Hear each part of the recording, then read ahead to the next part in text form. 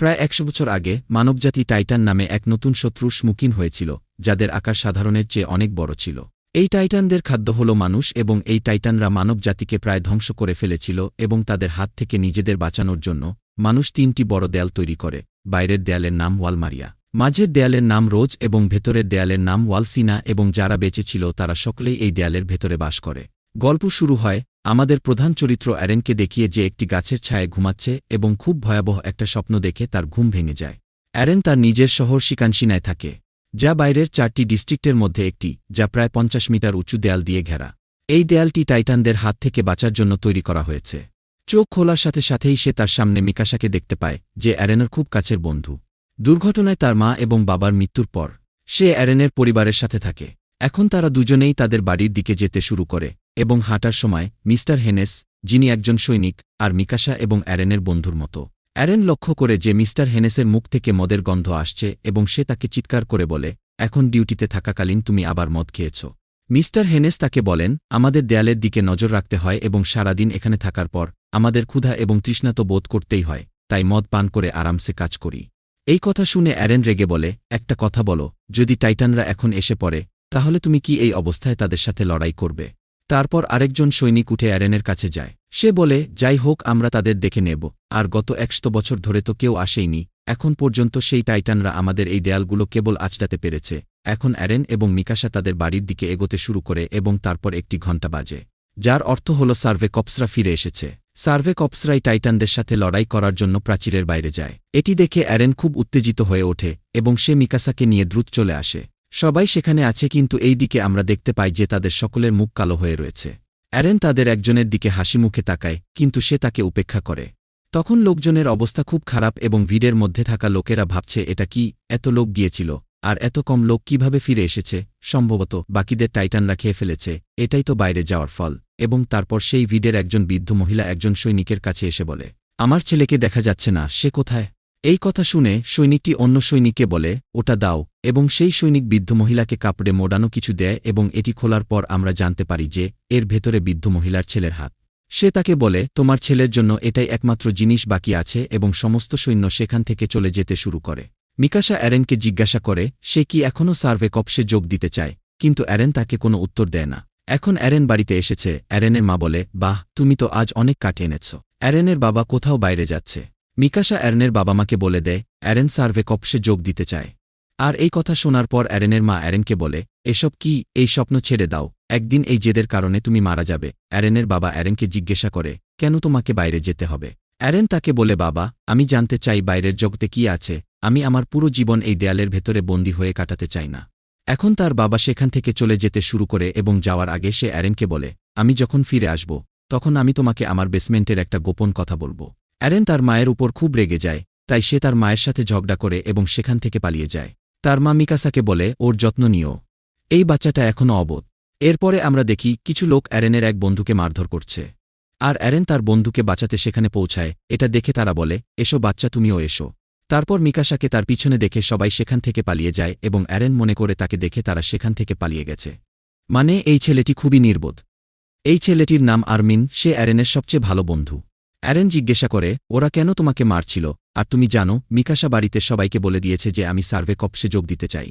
যখন অ্যারেন আরমিনের সাথে কথা বলছিল, হঠাৎ একটা বিরাট বিস্ফোরণ হয়। সবাই দেয়ালের কাছে পৌঁছায় এবং অ্যারেন এমন কিছু দেখে যে তার চোখে বিশ্বাস করতে পারে না, কারণ ওরা সবাই দেয়ালের উপরে একটা বড় হাত দেখতে পায়। আরমিন বলে, এটা অসম্ভব, এই দেয়ালটি 50 মিটার উঁচু। এবং তারপর আমরা একটা খুব বড় টাইটান দেখতে পাই। এই টাইটানের নাম হল কোলোসাল টাইটান, যা 7 মিটার উঁচু এবং এই দেয়ালটি 50 মিটার উঁচু। সে তার সমস্ত শক্তি দিয়ে সেই দেয়ালের একটা কোণা ভেঙে ফেলে এবং সেই দেয়াল ভেঙে যাওয়ার কারণে সমস্ত টাইটানরা ভেতরে আসতে শুরু করে। সবাই ভয়ে এদিক ওদিক ছুটতে শুরু করে এবং তারপর অ্যারেন এবং মিকাসা অ্যারেনের মায়ের কাছে যাওয়ার জন্য দৌড়াতে শুরু করে। তারা বাড়িতে যাওয়ার পর দেখে যে তাদের বাড়ি সম্পূর্ণ ধ্বংস হয়ে গেছে এবং তার মা ঘরের নিচে চাপা পড়ে আছে। দুজনেই ঘরটি তুলতে চেষ্টা করে যাতে তারা তাদের মাকে বের করতে পারে, কিন্তু তারা দুজনে একসাথে মিলেও তুলতে পারে না এবং হঠাৎ করেই একটা টাইটান সেখানে আসতে শুরু করে। এটা দেখে অ্যারেনের মা তাকে বলে, টাইটান আসছে, তাড়াতাড়ি এখান থেকে চলে যাও অ্যারেন। কিন্তু অ্যারেন তার মাকে বলে, তোমাকে না নিয়ে আমি এখান থেকে যাব না। কিন্তু সে তাকে বলে, আমার পা ভেঙে গেছে, আমি এখান থেকে বেরিয়ে এলেও পালাতে পারব না। অ্যারেন তাকে বলে, চিন্তা করো না, আমি তোমাকে তুলে নিয়ে পালিয়ে যাব। এবং তারপর তার মা তাকে চিৎকার করে বলে, তুমি কেন আমার কথা শোনো না? আমি বলছি না, এখান থেকে চলে যাও, অন্তত আমার শেষ কথাটা মেনে চলো। যদি তুমি এখনও এখান থেকে না যাও, তাহলে আমাদের তিনজনই মারা যাব। এবং তারপর হেনেস সেখানে এসে পড়ে। এবং হেনেসকে দেখে অ্যারেনের মা বলে, শুক্রিয়া তুমি এখানে এসেছ। এখন তাড়াতাড়ি অ্যারেন এবং মিকাসাকে নিয়ে এখান থেকে পালিয়ে যাও। কিন্তু এটা শুনে হেনেস বলে, কার্লা, আমি এতটাও খারাপ নই। আমি সেই টাইটানকে মেরে তোমাদের তিনজনকেই বাঁচাব। এবং হেনেস সেই টাইটানকে মারতে এগিয়ে যেতে শুরু করে, কিন্তু সেই টাইটানের সামনে আসার সাথে সাথেই হেনেসের ফেটে যায়। টাইটানকে তার সামনে দাঁড়িয়ে থাকতে দেখে হেনেস কাঁপতে থাকে এবং সে ফিরে আসে এবং অ্যারেন ও মিকাসাকে নিয়ে সেখান থেকে পালিয়ে যেতে শুরু করে। এবং কার্লা তাকে ধন্যবাদ জানায়। অ্যারেন চিৎকার করতে থাকে, তুমি কি করছো? আমার মা ওখানে রয়েছে, আমাকে এখানে রেখে যাও। অ্যারেন শেষবারের মতো তার মাকে দেখে এবং কাঁদতে কাঁদতে তার মা মনে মনে বলে, দয়া করে আমাকে ছেড়ে যেও না। এবং তারপর টাইটান সেখানে আসে এবং তার মাকে দুই টুকরো করে অ্যারেনের চোখের সামনে খেয়ে ফেলে। এটি দেখে অ্যারেন সম্পূর্ণভাবে ভেঙে পড়ে। টাইটান থেকে বাঁচতে সবাই এখানে সেখানে দৌড়াচ্ছে। তারা সবাই টাইটানদের খাবার হয়ে উঠছে। মনে হচ্ছে যেন এই সব মানুষ টাইটানদের খেলনা। হেনেস অ্যারেন এবং মিকাসাকে নিয়ে সেখান থেকে পালিয়ে যাচ্ছে এবং অ্যারেন হেনেসকে আঘাত করে এবং বলে, আমরা মাকে বাঁচাতে যাচ্ছিলাম। তারপর হেনেস অ্যারেনকে নিচে ফেলে দেয় এবং বলে, নিজেকে শক্ত করো, তুমি তোমার মাকে বাঁচাতে পারোনি কারণ তুমি দুর্বল। এবং আমি সেই টাইটানের সাথে লড়াই করতে পারিনি কারণ আমি একজন ভীতু। হেনেস অ্যারেনের কাছে ক্ষমা চায়, আমাকে ক্ষমা করো, আমি ভয় পেয়েছিলাম। অন্যদিকে আমাদের একজন সৈন্যকে দেখানো হয় যে বলছে গেটের ভিতরে যাও এবং সেখানে অনেক নৌকা পার্ক করা আছে, তাড়াতাড়ি করো না হলে তোমাদের সবাই মারা যাবে। আসলে যেখানে অ্যারেন বাস করে সেই ডিস্ট্রিক্টটি একরকম বাজির কাজ করে। তারা টাইটানদের জন্য টোপ হিসেবে দেয়ালের বাইরে রয়েছে যাতে ভিতরের লোকদের বাঁচানো যায়। আর্মিন অ্যারেন এবং মিকাসার জন্য অপেক্ষা করছে এবং সে তাদের দেখে, কিন্তু আর্মিন অ্যারেনের মুখ দেখে ভয় পেয়ে যায়। কারণ সে খুব উদাস ছিল এবং তারপর একজন সৈনিক বাকি সৈন্যদের সেই টাইটানদের হত্যা করার জন্য কামান প্রস্তুত করতে বলে। এবং সেই নৌকায় ওঠার জন্য ধাক্কাধাক্কি শুরু হয়। কিছু লোক এমনকি সেই নৌকায় ঝাঁপিয়ে পড়ে, সমস্ত নৌকা চলতে শুরু করে এবং সেই সৈন্যরা ওয়ালমারিয়ার গেট বন্ধ করতে শুরু করে। হেনেস একজন সৈন্যকে বলে, এই গেটটি এখন বন্ধ করো না, এখনও অনেক লোক ভিতরে আটকা পড়ে আছে। কিন্তু সেই সৈনিক হেনেসকে বলে, যদি সেই টাইটানরা এই গেটের ভিতরে আসে, তাহলে ভেতরে আরেকটি কবরস্থান তৈরি হবে। এবং তারপর দুজন সৈন্য সেখানে ছুটে এসে বলে, দ্রুত গেটটি বন্ধ করো, অনেক টাইটান আসছে। এবং সেই সৈনিক দ্রুত গেটটি বন্ধ করতে শুরু করে। কিন্তু তারপর আমরা দেখতে পাই যে একটি সম্পূর্ণ ভিন্ন ধরনের টাইটান সেখানে আসে। এটি ছিল আর্মার টাইটান। সেই টাইটানকে দেখে সমস্ত সৈন্য ভয় পেয়ে যায় এবং তারপরে সেই টাইটান গেটটি ভাঙার জন্য দৌড়াতে শুরু করে। সৈন্যরা তাকে থামানোর জন্য কামান দিয়ে আক্রমণ করে, কিন্তু সেই কামানের গোলাগুলি তার উপর কোনো প্রভাব পড়ে না এবং টাইটানটি প্রবল আঘাতে সেই গেটটি ভেঙে ফেলে। অন্যদিকে ওয়াল রোজের একটি ডিস্ট্রিক্টের কিছু উচ্চপদস্থ সিনিয়র কর্মকর্তা নিজেদের মধ্যে কথা বলছে, গত ১০০ বছরে এরকম কিছুই ঘটেনি। এখন এই টাইটানরা কিভাবে ভিতরে আসতে শুরু করেছে আমরা এ সম্পর্কে কিছুই জানি না। তবে সত্যটি হল যে এখন পর্যন্ত ৫ জন লোক দেয়ালের ভিতরে রয়েছে। তারপর একজন সৈনিক এসে তাদের বলে যে তারা ওয়াল মারিয়াও ভেঙে ফেলেছে এবং টাইটানরা খুব দ্রুত ভিতরে প্রবেশ করছে। এরপরে আমাদের অ্যারেনকে দেখানো হয় যে খুব কষ্টে আছে এবং তারপর সে খুব রেগে বলে, আমি একজন টাইটানকেও ছাড়ব না, আমি তাদের সবাইকে মেরে ফেলব। ওয়াল মারিয়ায় টাইটানদের প্রবেশের কারণে প্রায় ১০,০০০ মানুষ সেই টাইটানদের খাদ্য হয়ে গেছে। এখন এর পরে আমরা দেখতে পাই কিছু লোক খাবারের জন্য লড়াই করছে। অ্যারেন ও মিকাসা সেখানেই আছে, কিন্তু অ্যারেন খুব রেগে আছে এবং সে তাদের দুজনকেই বলে, আমি ওয়াল মারিয়ায় ফিরে যাব এবং পথে আসা প্রতিটি টাইটানকে মেরে ফেলব। এবং এই বলে সে সেই রুটিটি আর্মিনের দিকে ছুড়ে দেয়। আর্মিন তাকে বলে, তুমি কি করছো? তুমি ক্ষুধায় মারা যাবে। আর অ্যারেন বলে, তুমি আর কতদিন অন্যদের কাছে খাবার ভিক্ষা চাইবে? তুমি ১ নম্বর কাপুরুষ। এই কথা শুনে মিকাসা অ্যারেনের মুখে একটা জোরে ঘুষি মারে এবং সে বলে, আমরাও সেই টাইটানের সামনে কিছুই করতে পারিনি। এবং মিকাসা সেই রুটি অ্যারেনের মুখে ভরে দেয়, এটা খাও, তোমাকে বেঁচে থাকতে হবে। অনেক শরণার্থীকে কৃষিকাজের জন্য মোতায়েন করা হয়। সৈন্যদের পাশাপাশি সরকার অনেক শরণার্থীদেরও সেই টাইটানদের সাথে লড়াই করার জন্য নিয়োগ করেছে। এতে প্রায় ৩ লক্ষ লোক অন্তর্ভুক্ত করা হয়েছিল, যা সমগ্র বেঁচে থাকা জনসংখ্যার ৩০% ছিল। কিন্তু যখন তাদের সেই টাইটানদের সাথে লড়াই করার জন্য পাঠানো হয়েছিল, তখন মাত্র ১০০ জন বেঁচে ফিরতে পেরেছিল। মারা যাওয়া সকলের মধ্যে আর্মিনের দাদাও ছিলেন, যিনি নিহত হয়েছিলেন। এবং এখন ১ বছর পর ট্রেনিং কর্পসের নিয়োগ শুরু হয় এবং একজন সোলজার সকলকে বলছে, তোমাদের সকলের জন্য একটা খারাপ খবর আছে, আমি কিড শার্ডিস আজ থেকে তোমাদের প্রশিক্ষক। এখানে আমার কাছ থেকে কোনো স্বাগতমের আশা করো না। আপাতত তোমরা সবাই টাইটানদের জন্য একটি টোপ, যাদের টাইটানরা আনন্দের সাথে খাবে। তোমাদের পরবর্তী ৩ বছর প্রশিক্ষণ দেওয়া হবে এবং তারপর তোমরা জানতে পারবে যে তোমরা কি ওই টাইটানদের জন্য খাবার হও, নাকি সাহসের সাথে তাদের মুখোমুখি হয়ে তাদের হত্যা করবে। আর অ্যারেন মনে মনে বলে, আমি সব টাইটানকে মেরে ফেলব, আমি এতে আমার পুরো জীবন দিয়ে দিব, আমি কোনো টাইটানকে রেহাই দেব না। সেই সোলজার আর্মিনকে জিজ্ঞাসা করে, হে তুমি কে? আরমিন তার পরিচয় দেয়, আমার নাম আরমিন এবং আমি শিগানশিয়া ডিস্ট্রিক্ট থেকে এসেছি। এটা শুনে সৈনিক তাকে বলে, আরে ভাই, এটা কেমন নাম? তোমার বাবা কি এই নামটা দিয়েছে? আরমিন বলে, না, এটা আমার দাদু দিয়েছেন। এখানে তুমি কি করবে এটা বলো? আরমিন বলে, স্যার, ওই সব টাইটানদের নির্মূল করব। এই কথা শুনে সৈনিক তাকে বলে, আরে বাহ, এটা খুব ভালো এবং তুমি টাইটানদের জন্য একটা দারুণ খাবার হবে। ঠিক এইভাবে সৈনিক তাদের সকলের সাথে পরিচয় করিয়ে দিতে শুরু করে এবং একজন সৈনিক লক্ষ্য করে যে প্রশিক্ষক একটি মেয়েকে কিছু জিজ্ঞাসা না করেই চলে গেছেন। সে তার সাথে দাঁড়িয়ে থাকা সৈনিককে জিজ্ঞাসা করে, কেন এমন হল? এবং সৈনিক তাকে বলে যে এই মেয়েটি ইতিমধ্যেই এই পরীক্ষাগুলো দিয়েছে। এমন কিছু লোক আছে যারা 2 বছর আগেই নরক দেখেছে। তাদের মুখ দেখেই এটা স্পষ্ট হয়। এখন সৈনিক আরেক ছেলেকে জিজ্ঞাসা করে, হ্যাঁ, তুমি কে? তুমি এখানে কেন এসেছ? এবং সেই ছেলেটি নিজের পরিচয় দিয়ে বলে, আমি জিন ক্রিস্টিন স্যার, রোজ ডিস্ট্রিক্ট থেকে। এবং সেই সৈনিক তার মাথায় আঘাত করে, যার ফলে সে ব্যথায় মাটিতে পড়ে যায় এবং তাকে বলে, বেশ, এতেই তোর হাওয়া শেষ, এইভাবে তুই সামরিক ব্রিগেডে ভর্তি হবি। এখন সে অন্য ছেলেকে জিজ্ঞাসা করে, হ্যাঁ ভাই, তুমি কে? ছেলেটি তাকে বলে, আমি মার্কো স্যার, দক্ষিণাঞ্চলীয় ডিস্ট্রিক্ট ভ্যালি রোজের একটি ছোট গ্রামের থেকে। সৈনিকটি সেই মেয়েটির কাছে গিয়ে চিৎকার করে বলে, ওই, তুমি কে? মেয়েটি তাকে বলে, আমি শাসা স্যার। তাহলে তোমার ডান হাতে এটা কি? সে বলে, একটি সেদ্ধ আলু স্যার। কি? এবং এখন মেয়েটি সেই আলুর একটি ছোট টুকরো সৈনিককে দেয়। এবং এর পরে আমরা দেখি মেয়েটি দৌড়াচ্ছে এবং তারপর অ্যারেন এবং কিছু লোক নিজেদের মধ্যে কথা বলতে শুরু করে, আরে ও তো ওই আলুয়ালি, এখনও সে দৌড়ে যাচ্ছে, এখন তো 5 ঘন্টা হয়ে গেছে। তারপর একটি ছেলে অ্যারেনের সাথে কথা বলতে শুরু করে, আরে হ্যাঁ, আমার মনে পড়েছে, তোমাকে তো তারা কোনো প্রশ্ন করেনি। অ্যারেন তাকে বলে, আমি এবং মিকাশা শিকানশিনা ডিস্ট্রিক্ট থেকে এসেছি। এটা শুনে কোনি অবাক হয়ে বলে, ওহ, তাই তারা তোমাকে কিছু জিজ্ঞাসা করেনি, কারণ তুমি সেদিন সেখানেই ছিলে।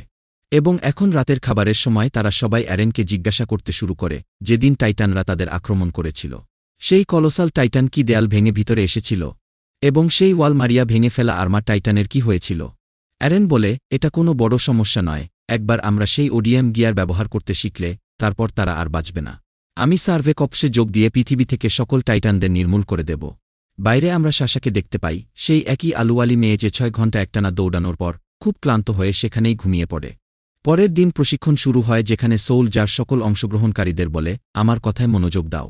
আমার কথা শোনো বাবা, যদি তোমরা এটা করতে না পারো, তাহলে তুমি টাইটানের খাবারের জন্য একেবারে প্রস্তুত। ওই সকল লোক তাদের সর্বোচ্চ চেষ্টা করছে এবং সেই বড় অফিসার তার একজন সোল যারকে বলে যে এই প্রশিক্ষণ তাদের জন্য খুবই গুরুত্বপূর্ণ। এভাবেই একজন একটি 3D ওডিয়াম গিয়ার চালানোর আসল অভিজ্ঞতা পায়। ওই দেখো মেয়েটি কতটা নিখুঁতভাবে করছে। এই বছর তো এখানে অনেক প্রতিভাবান লোক এসেছে। এখানে অ্যারেন সেই প্রশিক্ষণটি ঠিকভাবে করতে পারছে না এবং উল্টো ঝুলে যায়। সোল যার অ্যারেনকে খুব ধমকাচ্ছে, এটা ঠিকঠাক করো, নিজেকে উপরে তুলো। কিন্তু অ্যারেন এটা করতে পারছে না। কিছুক্ষণ পর প্রশিক্ষণ শেষ হয়। অ্যারেন, মিকাশা এবং আর্মিন ছাড়া সবাই সেখান থেকে চলে যায়। মিকাশা আর আর্মিন অ্যারেনকে সান্ত্বনা দেয়, রিল্যাক্স হয়ে কর ইয়ার, এটা হয়ে যাবে। এখন অ্যারেন আবার চেষ্টা করে, কিন্তু এবার সে মুখ থুবড়ে পড়ে যায়। এখন রাতের খাবারের সময় সবাই অ্যারেনকে নিয়ে মজা করতে শুরু করে। এখন কি হয়েছে? গতকাল তো বলছিলে আমি সব টাইটানদের মেরে ফেলব। আজ তো ওডিয়াম গিয়ারও ঠিক মতো চালাতে পারলে না। আমার মনে হয় এখন তুমি কৃষিকাজের জন্য একদম প্রস্তুত। অ্যারেন জিন এবং কনির কাছে যায় এবং অনুরোধ করে, প্লিজ আমাকে সাহায্য কর। তোমরা কিভাবে ব্যালেন্স বজায় রাখো, দয়া করে আমাকে শিক্ষাও। কিন্তু তারা দুজনেই অ্যারনকে নিয়ে অনেক মজা করে। তারপর অ্যারেন সাহায্যের জন্য রাইনার এবং ব্রেথ হোল্ডের কাছে পৌঁছায় এবং তারা তাদের ক্যাম্প থেকে দূরে একটি খুব সুন্দর জায়গায় পৌঁছায়, যেখানে একটি ছোট হ্রদ রয়েছে। পরের দিন আমরা দেখি অ্যারেন নিজেকে বলে, আমি এটা করতে পারব, এবং সবাই তার দিকে তাকিয়ে আছে। তারপর অ্যারেনের ট্রেনিং শুরু হয়, যেখানে তাকে ধীরে ধীরে উঁচু করা হয় এবং অবশেষে অ্যারেন ব্যালেন্স বজায় রাখতে সক্ষম হয়, কিন্তু মাত্র কয়েক সেকেন্ডের জন্য, এবং আবার সে পড়ে যায়। এখন অ্যারেন খুব হতাশ হয়, কিন্তু সোলজার অন্য ছেলেকে বলে, এই অ্যারেনকে তোমার বেল্ট দাও।